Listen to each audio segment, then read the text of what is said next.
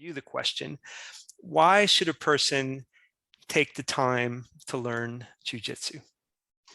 All right. So I think for so many different reasons. First of all, it's fun. I think that's is something great. Like trying to have something fun your day, an hour a day, right? Plus that is an extremely good physical activity. So the reasons why people usually will join a jiu-jitsu school will be always different, but you can always, like, a lot of people will check the box of get in shape, right? Get in shape, fun, make some friends, all of this, you just will check all the boxes possible. But sometimes when we talk about join a martial art and join jiu-jitsu specifically, that's so much content involved. A lot of people say, but I'm not that aggressive. I don't like to fight. So that's maybe not for me. And I understand when the conversation starts on that way. But at the same time, that's one of the most important reasons why you should join jiu-jitsu, right? The chance for you get in a fight or be a target for a bully, right? If you were a kid, when you were doing jiu-jitsu super small, just for the way that you present yourself, right? Mm-hmm. The confidence that you get from that. So that's already a couple good reasons here: being fun, being a great physical activity. If you are a competitive person, we will have tournaments that you can join. But most of everything, personal growth. You're gonna have definitely your confidence. You're gonna get way better confidence in yourself. Make a lot of friends. And one of the things that happened for me the most in a personal level is be able to perform, think under stress, be able to handle situations, and when things are not going the way how you desire, right? Yeah, for sure. Well, let's talk about kind of some of those things individually, because I'm interested both for myself and I hope for the audience as well. Yes, Peter, why you joined jiu-jitsu? Well, so I joined the day before my 50th birthday. And I joined that was your present for yourself? That was my present to myself. Yes. I was like, what can I do for myself? I did it because I said to my son, we're going to go join jiu-jitsu and we're going to learn jiu-jitsu together. And so by the third class, he had said, this isn't for me. And so I lost my training partner almost immediately. And so as an older person, older than you, younger than some other person out there, when you say check the box for like getting in shape, I've done a lot of different physical activities in my life. I've done it at a time in my life when everything worked right. And when my brain told my body, hey, go this way, my body actually did what it said. And now I'm at a point in time where like not everything works the way that it did when I was younger in terms of my ability to move. So for me, getting in shape had a lot to do with how I want to move when I'm not on the mats. I want to be able to pick something up. I don't want to be injured foolishly, stepping off a curb and not having the balance to keep myself. Two of my 5 kids are married. I'll probably be a grandfather at some point in time. In our gym, we have a ripped gentleman there, James, and he's a grandfather, and he had this picture of him all shredded on his social media profile, and he had hashtag grandpa bod. I love that. So when I think about participating in my family life, sorry to interrupt you. So you didn't start because you have several daughters and you want to beat up their husbands if you need to. So that was the main reason, right? My daughters, they're pretty ferocious. If there's women in the world who look after themselves, it's those girls. So no, I haven't had to armbar any of my son-in-laws. But at the same time, I think now that you mention it, I probably should keep it as in my back pocket. So being in shape is important to me, but being in shape at this point in my life has a lot to do with how I move. And I wanted to move in a way that was effective out there in the world. I like what you said about self-confidence, because the majority of my day, I'm encountering conflicts in which I can't come across the table and armbar somebody. And so my conflicts require me to be calm and to try to move the situation in whatever disagreement or business setting in which, or family setting in which we're not on the same page. I have to be able to go back and forth with that person in a way that does not create injury, does not create any problems between my family members, my business partners, my clients, all of that. And so for me, jiu-jitsu is the gentle art, appealed to me because it was martial, but it was not designed in a way. It's not boxing. It's not a striking art. And I like that because you could both be assertive and feel confident in your physical, disposition in the world, but not from the standpoint of having to hurt somebody to do that. And I found that to have a lot of application outside the mats, right? I mean, in every place else, you can't. I think jiu-jitsu translates to life in so many different ways, and that's one of them for sure. Being able to be calm under stress, think, because if you get super upset in a jiu-jitsu match, or you won't be able to think really well, or, right? You get tired, you expose yourself, you give positions to your training partner, and probably end up tapping, which we know that when you're tapping in jiu-jitsu, that's not a bad thing, necessarily a bad thing, right? You were learning from that, and maybe that was your lesson. That wasn't necessarily the technique, but on a mindset, you wasn't right on that day, right? You have so many different stress. And I heard one time one of the Gracie members talking about that. I'm pretty sure it was Kyron Gracie. He was saying, relating jiu-jitsu to life, how to be a black belt in the traffic, right? Like when you're driving, right? So many people that have their stress in their life, and they are driving maybe exceeding the speed limit and cutting each other and everything. And some people, they just react in a bad way when that happens, right? But when you're a black belt and a driver in a traffic, right, you should just let it go, just relax, just let the guy like compensate their stress and never escalate things, right? When I mean, in how my respect for you has kind of grown over the time that we've spent together, there are two things that kind of come to mind.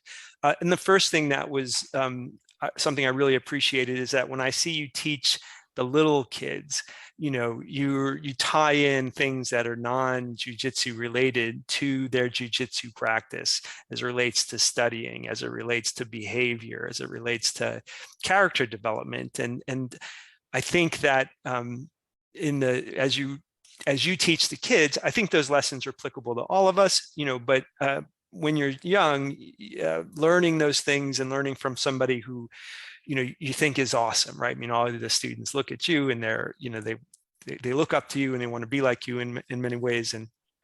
And so I really appreciated that disposition you had with them. But as a man, as an adult person, just man to man, when studying with you in the time of COVID, was really interesting to me to watch you not only as a teacher, but as a business person, because COVID was a pretty ferocious opponent in the business world. And during those, very long stretches where we couldn't learn together, or we, it interrupted things, or we had to be super careful. And we also had to manage the image of how the community saw us. I found you to be remarkably calm in what would have justifiably been a time to freak out. And that doesn't mean that you weren't freaking out somewhere when I wasn't around you, but in the face of your students, in the face of the people who were looking at you, you were able to, in the presence of what was, I thought, a very severe issue, I don't know, I just felt like you controlled yourself. And I made the assumption, and you can talk about this if you like, that your training as a jiu-jitsu athlete mattered to you in this time of like incredible stress. Absolutely. I think that's another topic that you can cover on. See, jiu-jitsu also taught me, and I try to be a positive person, right? Try to be the half full type of guy, right, instead of half empty, right? So which helps me sometimes to try to see, and sometimes it's hard, but a problem as an opportunity, right? A situation like that is an opportunity to try to improve, and improve in different ways, not necessarily the way how you were expecting on that time. And be able to keep myself active as an athlete. Couldn't compete, right? You don't have tournaments when COVID hit, and for many months, all the uncertainty, you don't know what's going to happen, but you need to keep always yourself ready. Like we talk on the first episode, jiu-jitsu is way more than a martial art. Right. As much we're talking about positions, and this will definitely fascinate you if you start to train jiu-jitsu, and if you already do, you know what I'm talking about. But the lifestyle, like try to understand that you always need to be active, you need to be moving, you need to be eating well, you need to be drinking water, you need to train in a smart way. That doesn't mean you are going 100% every single day, because that's not smart. That won't be, and that's not for everyone, of course. But be able to keep myself active with solo drills, with workouts, with everything that we could do on that time. It was something that definitely kept all of us going, right? And on the first moment that we were able to see each other, it was so amazing. Right. Yeah, I think that communities that are built around movement are different than communities that are built around other things, you know. And by the way, so when we talk about this, for folks that don't know you, which will be the millions of people who will hear us, no doubt, right? But you know, I mean, these are two things I think I'm hearing. Like you stayed focused in terms of your development as an athlete, as a teacher, you know, and all of that. And you stayed present to the people around you in a positive manner. And so you resisted the temptation that I think many people had, to be like, this is how it's always going to be, you know, not like this is a temporary thing that we're going to get through, but this is a momentary discomfort that we can choose to be positive, which I think is a tremendous, you were a tremendous example in that. My dad told me once, just worry about things that you can't control, right? So what I can do, you try to do your best, and the rest, what else you can do, right? You can stress and keep yourself thinking and being negative, or make the ball moving. Yeah. So I find that to be, that's one of those things that is, I think, easier said than done. And so you 100%. Were right. And so you were you need to remind yourself without a doubt. So I have the opportunity to do that like every class, basically. You know, I get a chance to roll with, you know, Brad or Scott or Coach Andrew or Omid or Han or any, you know, Nicole, any of the students who were, you know, better and stronger than me. It's a microcosm for me of what we're talking about, right? So you roll with one of those guys for me, and so they're more skilled and they're stronger, and I have my choice, right? Like I can freak out, or I can use it as an opportunity to, at the very least, try to stay calm, right? I had I've had times, I think, you know, Brett in particular, it was early on, and I was getting nervous, like, because I just couldn't. Brad, the gear ripper. The gear ripper is right. And he was like, relax, Pete, like, you're not going to get hurt here, you know, and he, you know, he was patient, and he was coaching. But it was a moment, it was important to me in a number of levels, and one of which was, hey, this is about being uncomfortable, and that if you just don't quit, and you don't react in a way that can hurt you. I think when things are stressful, sometimes our reflexive action, or, you know, not being calm, we move too quickly, or we move, you know, without thinking, and then we get hurt. So that's a physical principle, I think, in jiu-jitsu, but I think it's a principle that applies in life in general. Like, it is. I see many people that do jiu-jitsu being successful in their lives on whatever they decide to do. And I think one great common point onto this is what we're talking about, being comfortable. Learn how to be comfortable in uncomfortable situations, right? Which life will give you all the time, right? We know that, like, you can figure out life. If you do, please teach us.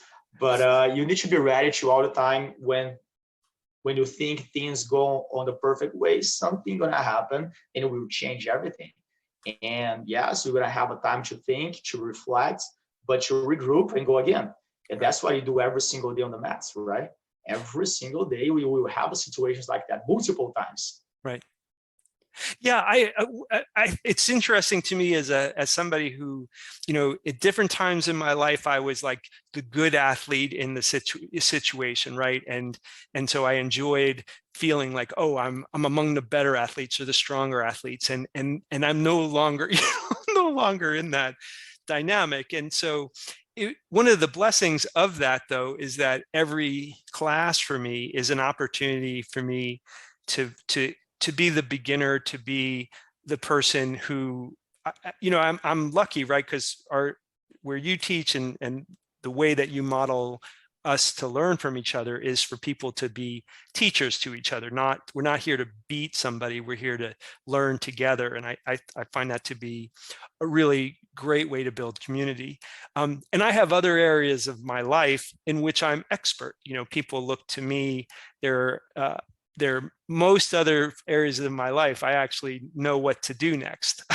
Like I have a plan, and people rely on what I have to guide. And this is a time every day in which the tables are turned, where I'm often the least informed. So, well, we both agree. Which teach you also to be humble, right? Yes. And that's the beauty of jiu-jitsu. It's literally for everyone. But not everyone's for jiu-jitsu, right? I think that's the thing. Like, if you don't know and don't let yourself to learn from situations like that, you probably end up, well, that's not for me. Yeah. Right. Yes, I would have hurt myself. I'm very confident. I would have been injured if I refused to recognize my own sort of relationship to these stronger, better athletes that I roll with all the time. So much so that my wife, one time I came home, particularly in like the first couple of months, and she said, let me understand this. So you're paying money for you to go down and have younger, stronger, more skilled guys beat you up every night. I was like, well, yeah, sweetheart, you're right. Yes, exactly right. And I love it. So we agree that, like, I think you said it terrifically.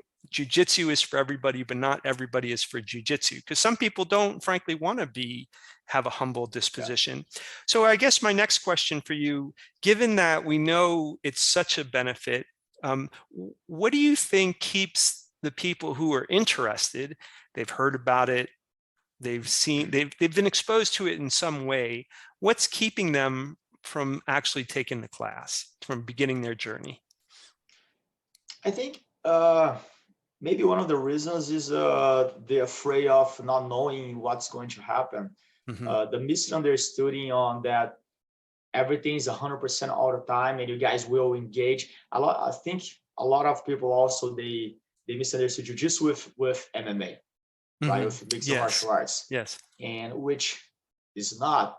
And maybe, unfortunately, you will have some places that you go for the very first time and you will have bad experience. Right. So it's our duty as athletes to be inspire new practitioners, but it's also as a student to welcome the new student and try to understand and try to explain the culture, the standards, and everything. Like you were talking in the beginning, some people say, I'm not aggressive, I don't want to fight. That's why I want to do jiu-jitsu. And again, that must be the reason why you should do jiu-jitsu. Right. My professor in Brazil used to say it's better be a warrior in a guerrilla than a guerrilla in a war. Right. It's better learn how to fight, and in case you need. But again, it's not that you will use that to defend yourself. I hope you never need to. Right. But the way how you will feel good about yourself, the confidence level, the trust that we have on each other.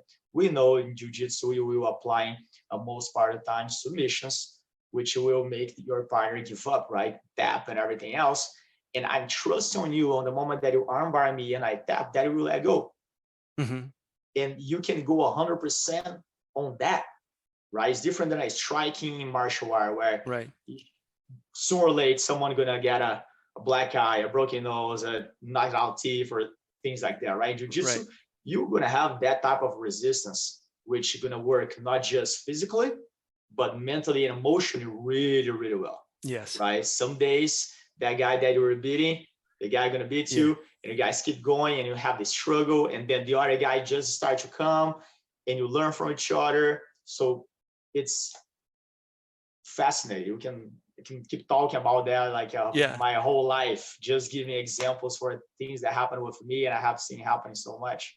Yeah, well, we're going to do that. Like on different podcasts, how we're going to get some of those stories out of you for sure. And I agree with you. I think MMA has been like one of jiu-jitsu's biggest boons. I think it's put the vocabulary of armbar, of triangle, in not just men. I mean, I think that the rise of sort of even women fighters have expanded the scope of sort of who might look at jiu-jitsu as something. However, it's such a violent thing to watch, mixed martial arts, that I think that where that boundary is between what is MMA and then what is the art of jiu-jitsu, I agree. I think what that comes down to is fear.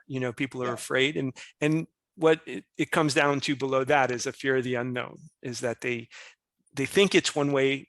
And yes, and maybe I will add something else, is not wanting to be in a situation where they don't have control, right? So what that translates to, don't want to be uncomfortable.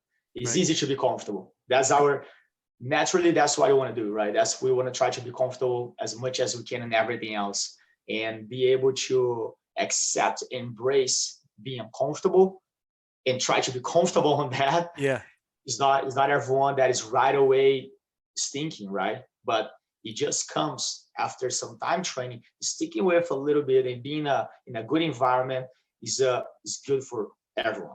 Yeah, I couldn't agree more. And I've tried a lot of different sports in my life. I've tried a variety of martial arts, but I was I played soccer in college, and I played I found CrossFit when I was too old to find CrossFit, but I still did 10 years in that community. And what's interesting to me from a fear perspective is that I feel now that I've have enough experience to understand where the boundaries are for getting injured, is that I actually feel more in control of my safety than I did at like a CrossFit competition. Because if you're doing kipping pull-ups, or you're doing snatches or clean and jerks, your adrenaline could take you past where your joints and ligaments are ready to go out of the excitement of this.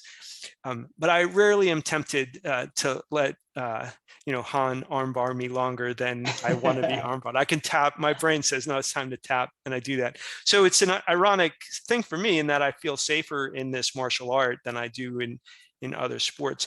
And if you're out there, listening, I just particularly those of you who might think you've aged out of the opportunity to enjoy this, let me just assure you that it, particularly, I think I think it does matter who the professor is, because I think you create an ethic for us in terms of how to be careful with each other. And maybe that's not true everywhere, but under the right professor, the schools can be, I think they can be as safe as maybe any sport out there. I certainly, when I think of football, even more. I think, and again, I'm love of all sports. I love sports. I practice all kinds of sports all my life, and I still would do it if I could. But it's, be honest, it's easier to get hurt in a basketball game, pick a ball, than train jiu-jitsu. The type of movements, is a ball, is a grabbing, is a finger. Is jiu-jitsu, for the most that doesn't looks like at the beginning, is a way more controlled environment, right?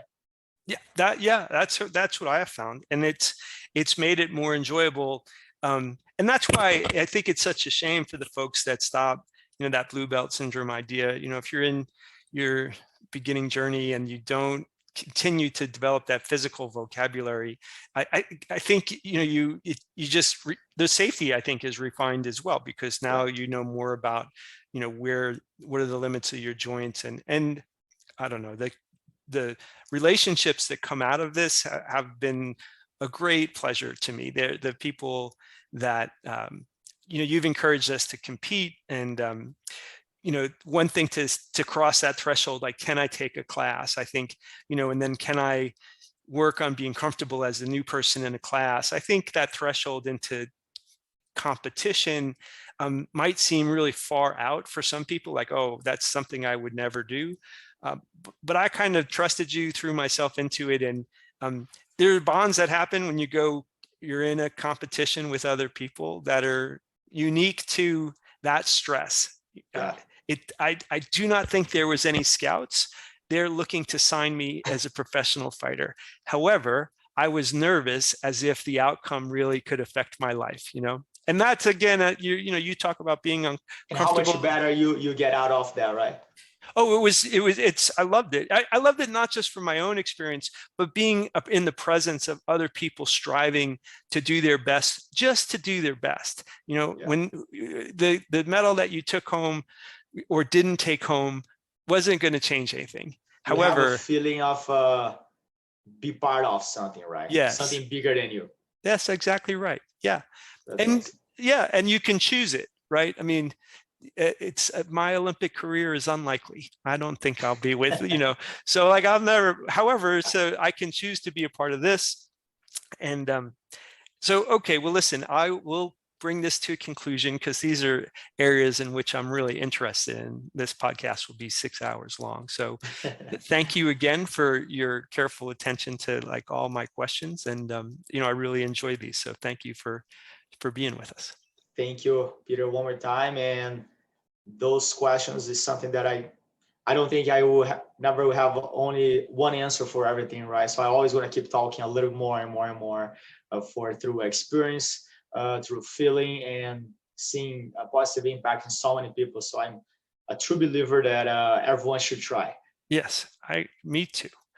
So this is the end of the second episode of the Jiu-Jitsu Mindset. And, as we've kind of talked a lot about, if you're somebody who you're on the sidelines and you're wondering if you should take that first class, we really, really encourage you to find a place to do that. And if you are currently on your Jiu-Jitsu path, stay on it because it only gets better and more interesting.